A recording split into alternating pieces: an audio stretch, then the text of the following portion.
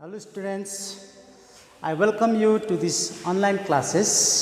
Myself Surendra Chetri and I teach economics in RKSP School, Darjeeling.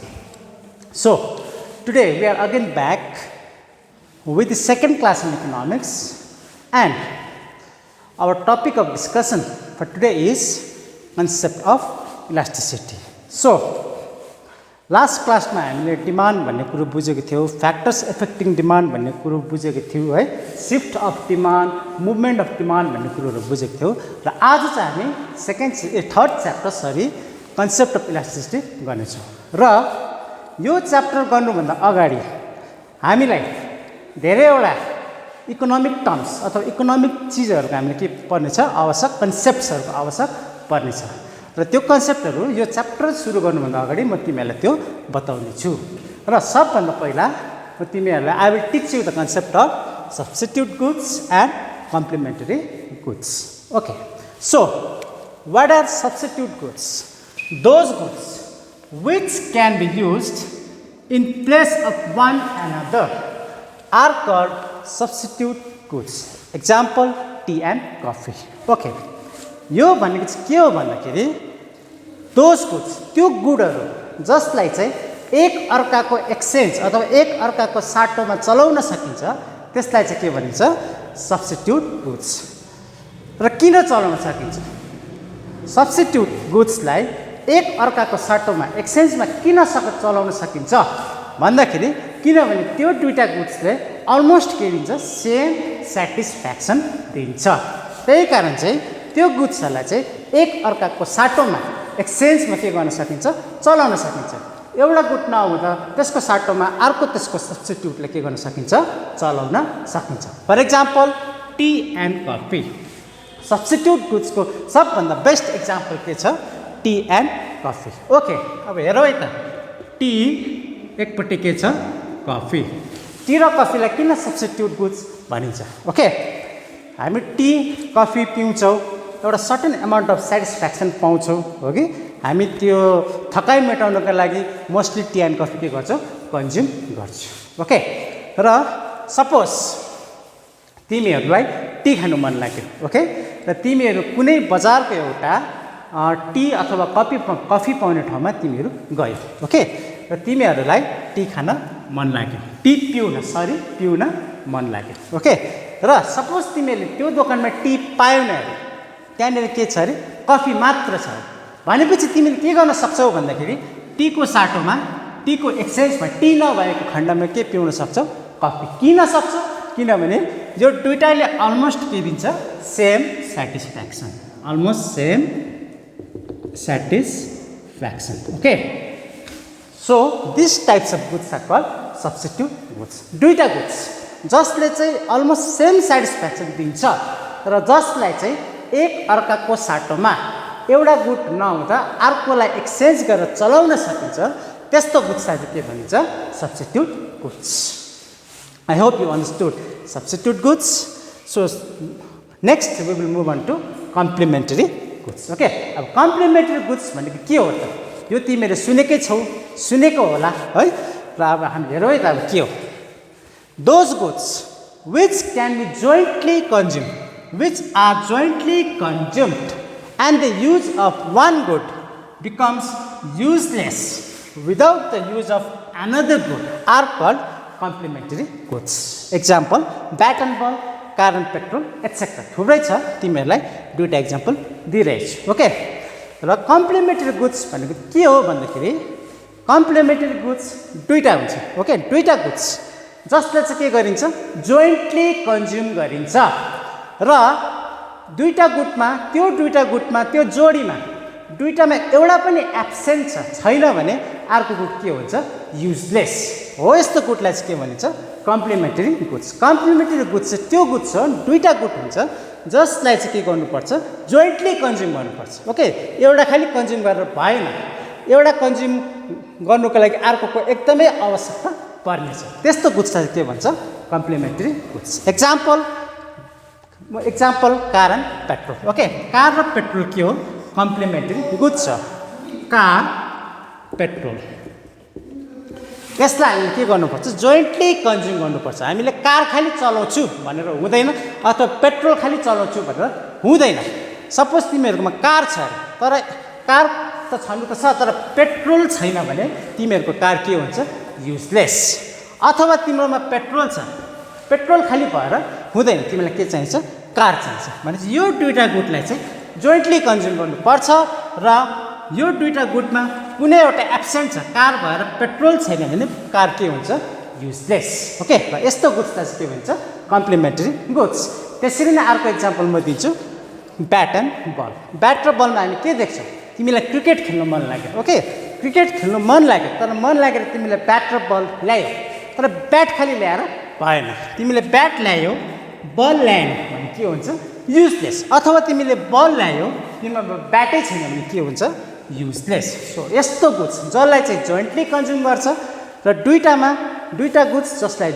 Jointly consume गर्छ र त्यो दुईटामा कुनै एउटा एब्सेन्ट छैन भने चाहिँ अर्को गुड के हुन्छ युजलेस हुन्छ यसरी जोइन्टली कन्ज्युम गर्ने गुडलाई चाहिँ के भन्छ कम्प्लिमेन्टरी गुड्स र हामी कन्सेप्ट अफ इलास्टिसिटी बुझ्नुभन्दा अगाडि एक दुईवटा म्याथमेटिकल कुरोको हामीलाई जरुरत हुन्छ हामीलाई बुझ्नुपर्ने हुन्छ र त्यो कुरोहरू म तिमीहरूलाई अब बुझाउन गइरहेछु र त्यो चाहिँ के हो भने हाउ टु क्याल्कुलेट पर्सेन्टेज कुनै पनि कुरोको चाहिँ पर्सेन्टेज चाहिँ कसरी क्याल्कुलेट गर्छ त्यो हामी दुईटा इक्जाम्पलद्वारा हेर्नेछौँ र number 1 suppose a student scores 60 marks in economics out of 100 calculate his percentage score suppose क्वेसनले के भन्दैछ भने सपोज कुनै पनि एउटा स्टुडेन्टले इकोनोमिक्समा 60 ल्याएको छ 100मा कति ल्याएको छ 60 र हामीलाई चाहिँ क्वेसनले के भन्दैछ पर्सेन्टेज स्कोर निकाल्नु भन्दैछ र आशा छ तिमीहरूलाई यो जान्दछौ होला किनभने हामीले यो क्लास 9 10 मा पनि गरेकै हो र बिर्स्यौ भने पनि फेरि एकपल्ट हेरौँ र के गर्छ हेरौँ अब स्टुडेन्टले कति मार्क्स स्कोर गरेको छ 60 solution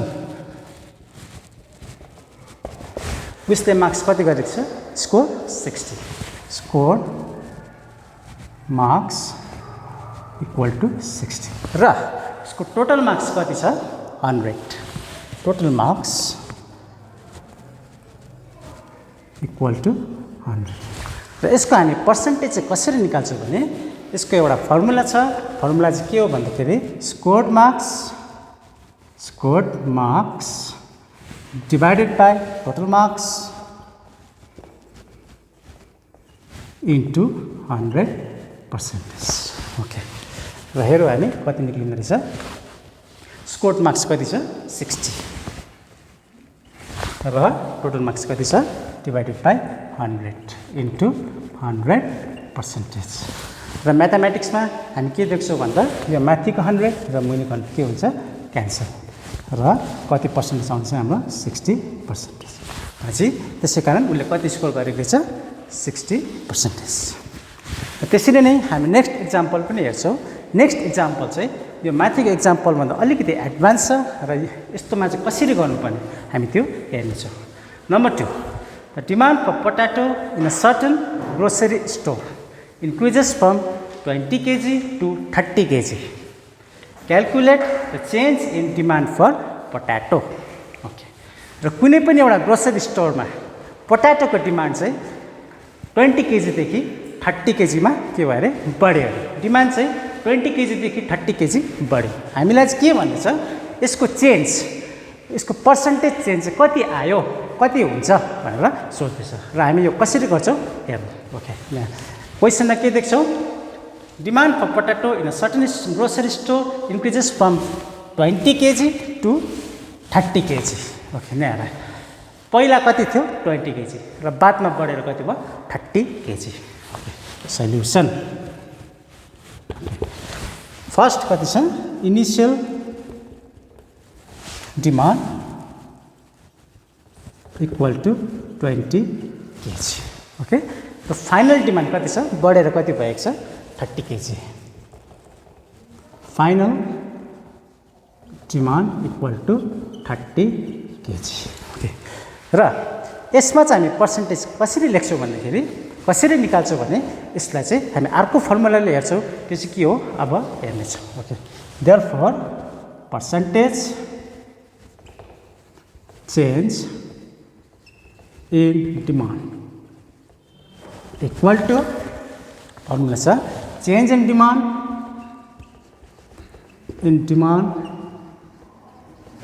divided by initial demand into 100%.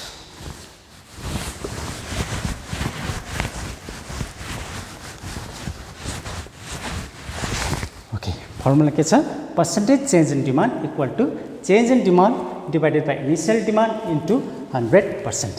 Okay, र हामी यहाँनिर हेरौँ change in demand भन्नुलाई चाहिँ कति चेन्ज भएको छ र यो चेन्ज इन डिमान्ड चाहिँ मा चाहिँ के गर्नुपर्छ भन्दाखेरि इनिशियल डिमान्ड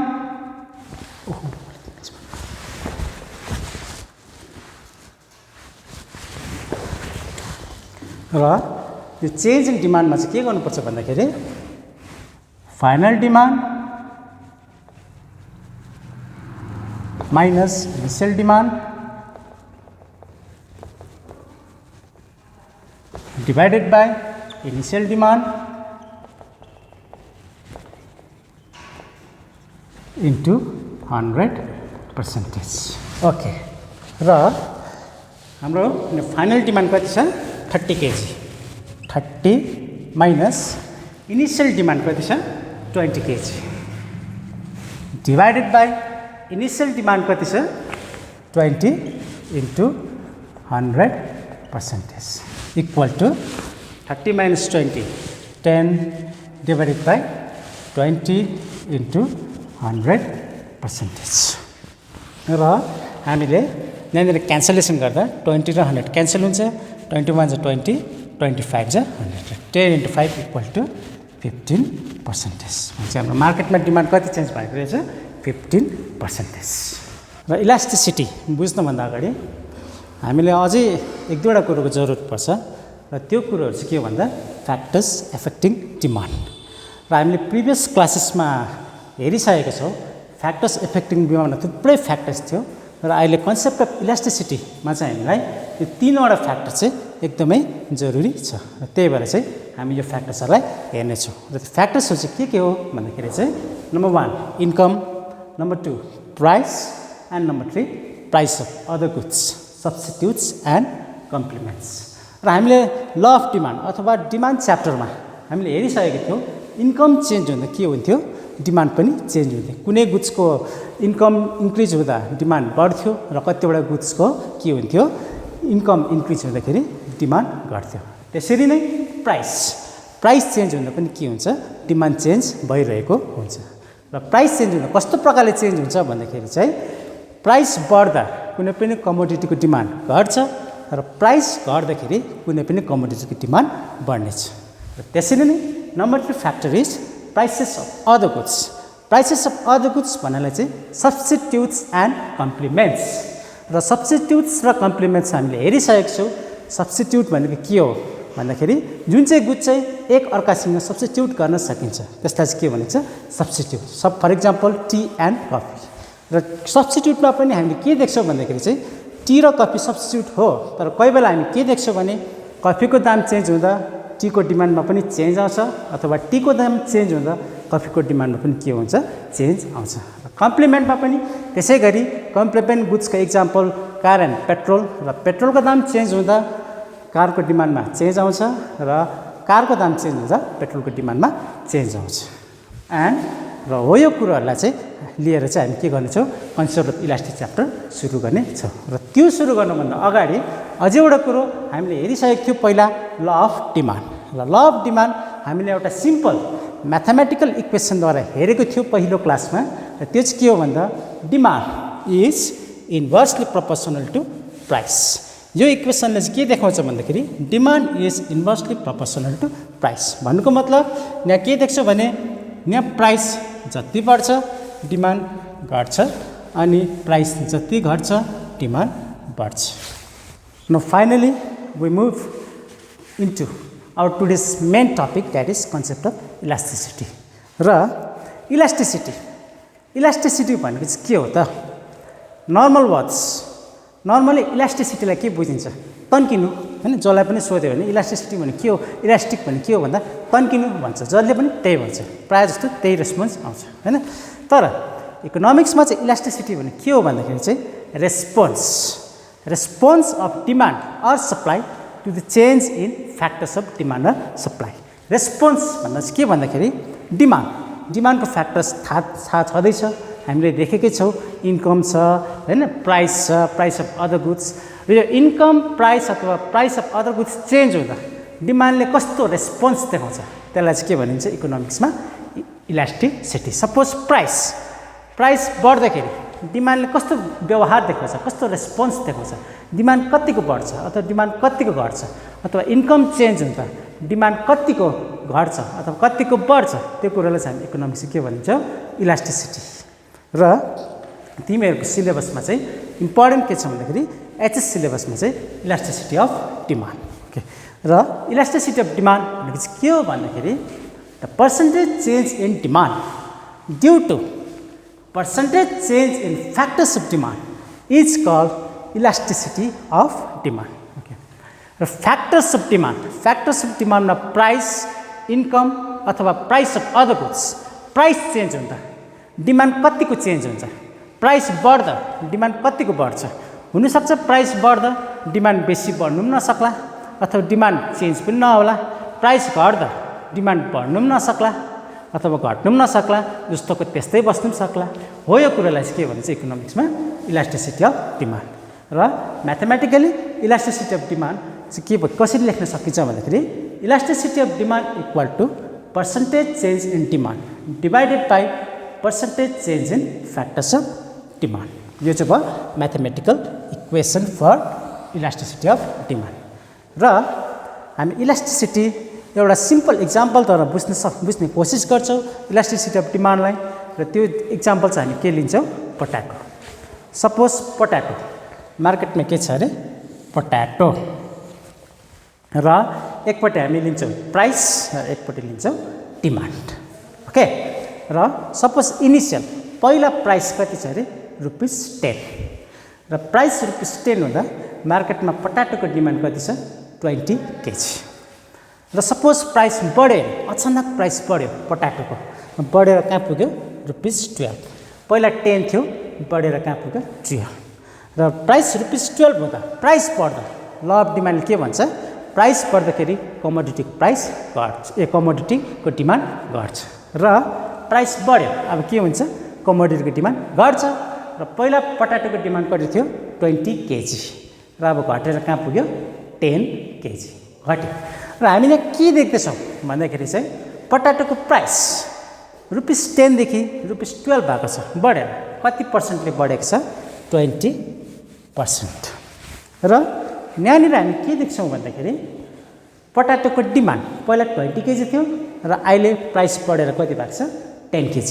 मार्केटको डिमान्ड र यहाँ कति डिमान्ड घटेको छ र कतिले घटेको छ भन्दा 50%ले र हामी यहाँनिर के देख्दैछौँ भन्दा पोट्याटोको प्राइस 20%ले बढ्दाखेरि पोट्याटोको डिमान्ड 50%ले के भएको छ घटेको छ र यो कुरालाई चाहिँ के भनिन्छ इलास्टिसिटी अफ डिमान्ड र यहाँनिर हामी के देख्छौँ भन्दाखेरि यो एक्जाम्पलमा पोट्याटोको प्राइस 20%ले बढ्दा डिमान्ड 50%ले घटेको छ र हुनसक्छ यहाँनिर 50%ले नघट्न पनि सक्ला 10%ले घट्न सक्ला अथवा जो पहिला डिमान्ड जति थियो त्यति नै रहन सक्ला अथवा धेरै कम्ती पर्सेन्टेजले घट्नु सक्ला र यो कुरोलाई चाहिँ इकोनोमिक्समा के भनिन्छ elasticity of demand now we move into another topic on elasticity of demand that is types of elasticity of demand okay there are 3 types of elasticity of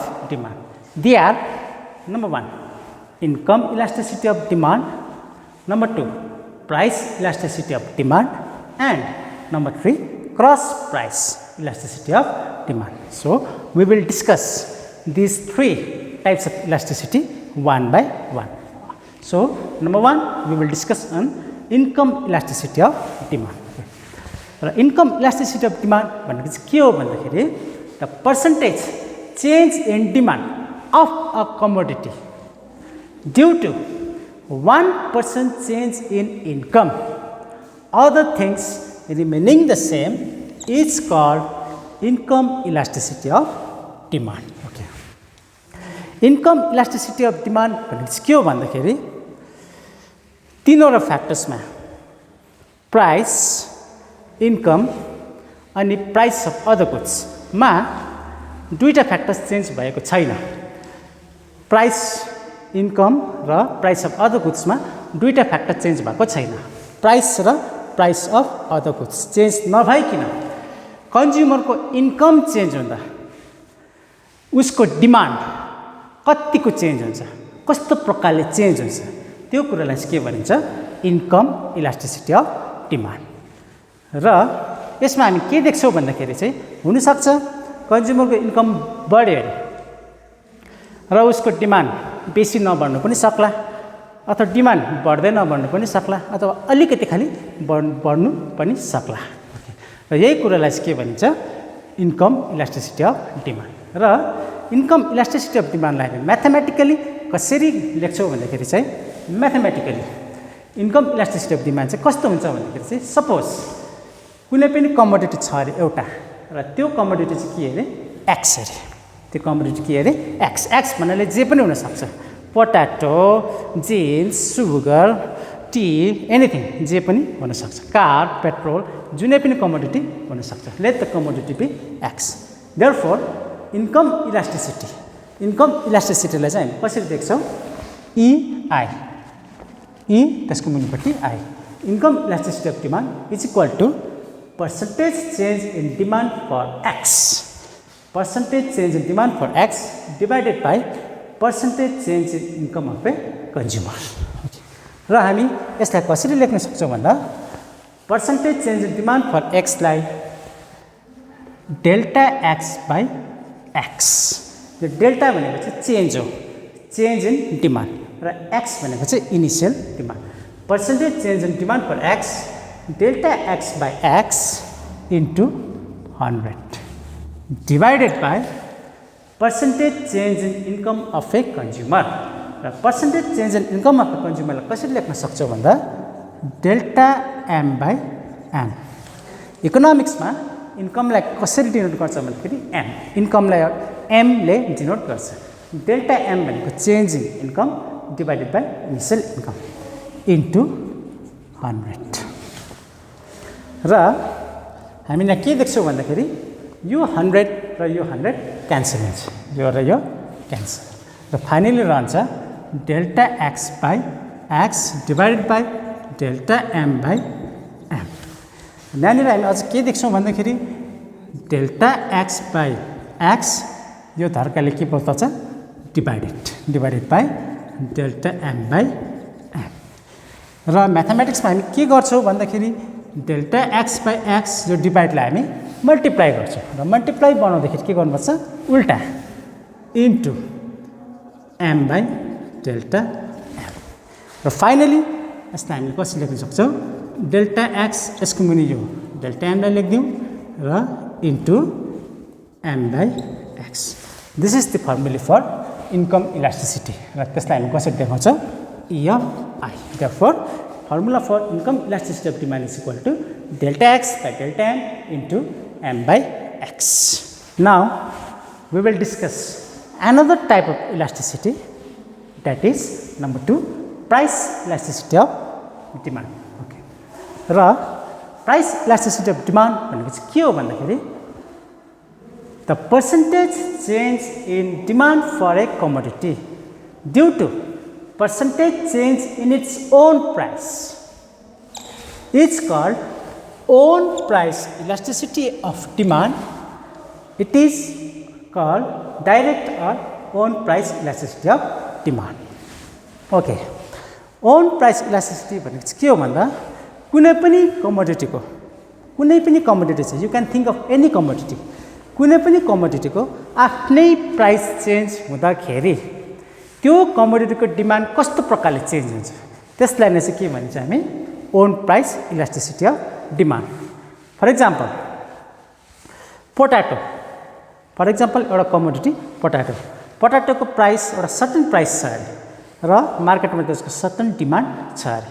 र त्यसको प्राइस चेन्ज भयो अरे, अचानक के भयो, चेन्ज भयो अरे, बढ्नु पनि सक्छ घट्नु पनि सक्छ, प्राइस बढ्नु पनि सक्छ र घट्नु पनि सक्छ। र त्यो प्राइस चेन्ज हुँदा डिमान्डले कस्तो रेस्पोन्स देखाउँछ, डिमान्ड बढ्छ कि वा घट्छ कि वा चेन्जै नहुन सक्दैन कि वा डिमान्ड पहिला जस्तो त्यो त्यस्तै बस्छ कि, यो कुरोलाई चाहिँ के भनिन्छ, own price elasticity of demand. र mathematically own price elasticity of डिमान्डलाई चाहिँ कसरी देखाउँछौँ भन्दाखेरि let the demand for a commodity be D. कुनै पनि कमोडिटी छ, कुनै पनि, चाहे त्यो पोट्याटो होस् या कार होस् या जिन्स होस् या जुनै पनि, या चामल होस्, जुनै पनि कमोडिटी छ अरे। ओके, र ओन प्राइस इलास्टिसिटी चाहिँ कसरी देखाउँछ भने चाहिँ own price elasticity EP, E यहाँबाट के लेख्छौँ मुनिपट्टि P, own price elasticity EP is equal to percentage change in quantity demanded divided by percentage change in price. र हामी अघिको जस्तै गर्छौँ, percentage change in quantity demand हामीले कसरी लेख्न सक्छौँ, डेल्टा डी। डेल्टा डी भनेको चेन्ज इन डिमान्ड, यो डेल्टा भनेको के हो, change, change in demand divided by initial demand into 100। त्यसरी नै मुनिपट्टि पर्सेन्टेज चेन्ज इन प्राइसलाई चाहिँ हामी कसरी देखाउँछौँ, डेल्टा पी, प्राइस भनेको पी हो र डेल्टा भनेपछि के हो, change, change in price, delta P change in price divided by initial price into 100।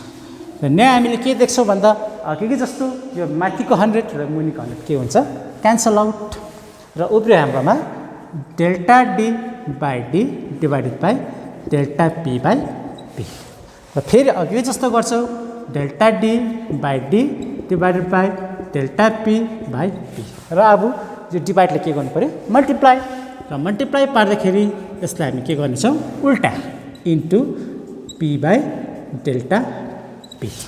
र फाइनली हामीलाई यस कसरी लेख्न सक्छौँ, डेल्टा डी, यसको मुनि यो डेल्टा पीलाई लेखौँ into P by D. Therefore own price elasticity E of P is equal to delta d by d into p by d.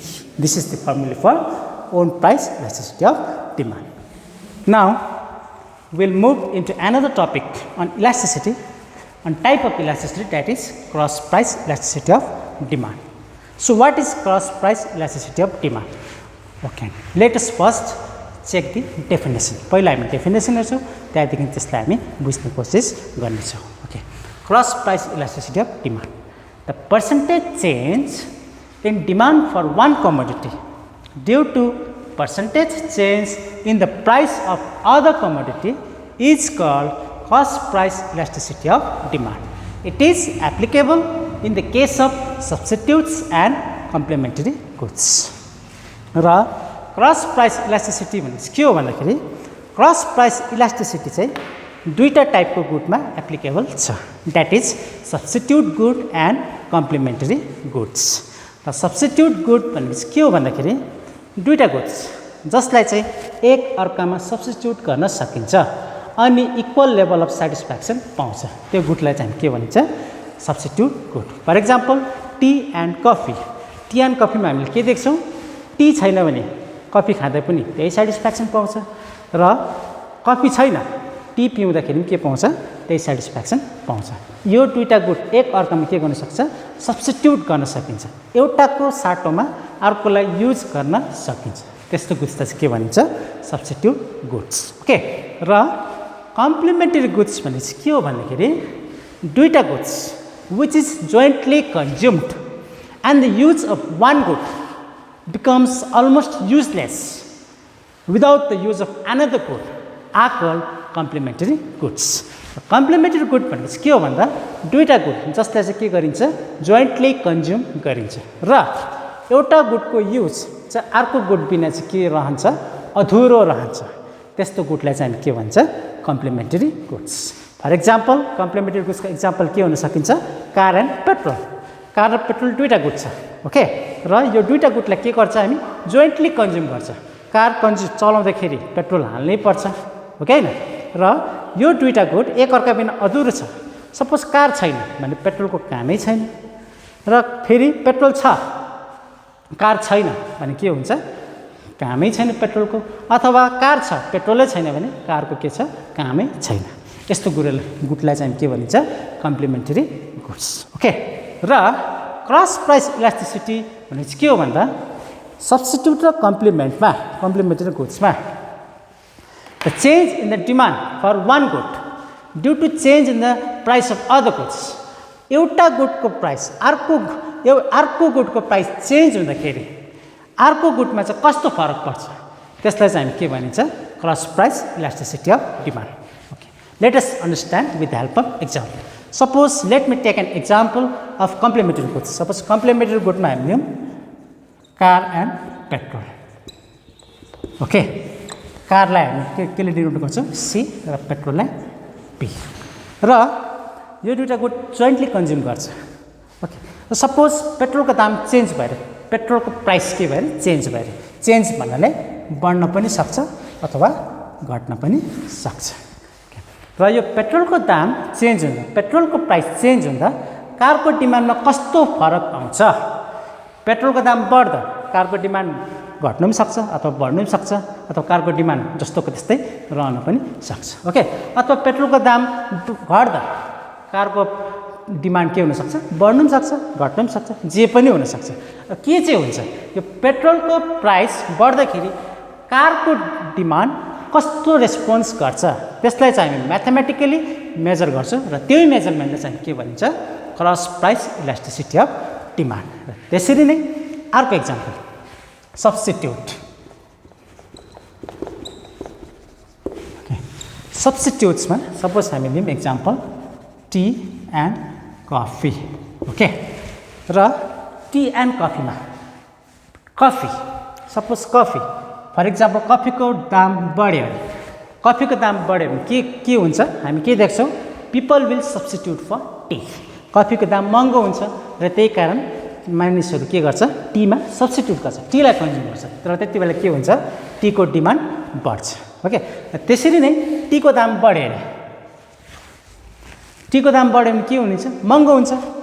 महँगो भयो भने त टी र कफी छँदैछ सब्स्टिट्युटमा, टीको सट्टामा कफी चलाउन सकिन्छ, कफी पिउन सकिन्छ, र टीको दाम बढ्दाखेरि के हुन्छ कफीको डिमान्ड बढ्छ।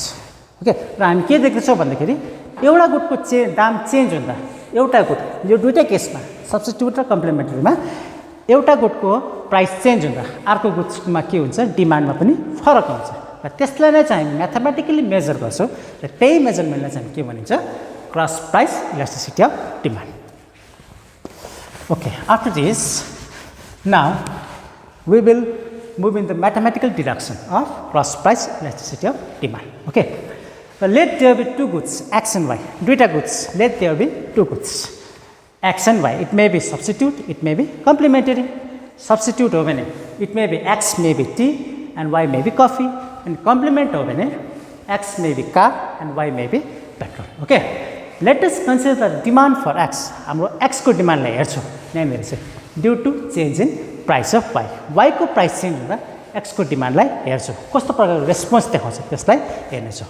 ओके, र therefore cross price elasticity of demand of X हामीले एक्सको लाई हेर्दैछौँ, एक्सको डिमान्डलाई हेर्दैछौँ, therefore cross price elasticity of X ECX E यहाँनिर मुनिपट्टि CX equal to percentage change in demand for X divided by percentage change in price of Y. र यसलाई हामी अघिकै जस्तो लेख्नेछौँ percentage change in demand for एक्सलाई change in demand delta X divided by initial demand into 100, र मुनिपट्टि percentage change in price of वाईलाई change in price of Y delta P Y divided by price of Y into 100। र हामीले के देख्छौँ भन्दाखेरि यो माथिको 100 एन्ड मुनिको 100 गेट्स क्यान्सल, र रह्यो delta X by X divided by delta P Y by P Y, र delta X by X divided by यो साइनलाई हामी यहाँ लेख्छौँ delta P Y by P Y, र यसलाई हामी यो डिभाइडलाई हामी के गर्छौँ अघि जस्तो मल्टिप्लाई गर्छौँ, र मल्टिप्लाई गर्दा delta X by X into पल्टिन्छ P Y by delta P Y, र अघिकै जस्तो लेख्नेछौँ माथिपट्टि डेल्टा एक्स र यहाँ मुनि delta P Y into P of Y divided by X. Therefore cross price elasticity of X E of Cx cross price elasticity of x equal to delta x divided by delta py into py divided by x. This is the formula for cross price elasticity of demand. Okay students, this much for today. And किताब हेर्नु होला किनभने किताब नहेरी यो virtual classes तिमीहरूलाई के एउटा गाइडेन्स खाली ओके र यो गाइडेन्सको साथसाथै तिमीहरूले घरमा किताब पनि हेर्नु र नोट्सहरू बनाउने कोसिस गर्नु. Okay, this much for today on the topic of elasticity, and remaining topics we will discuss in another class. Thank you.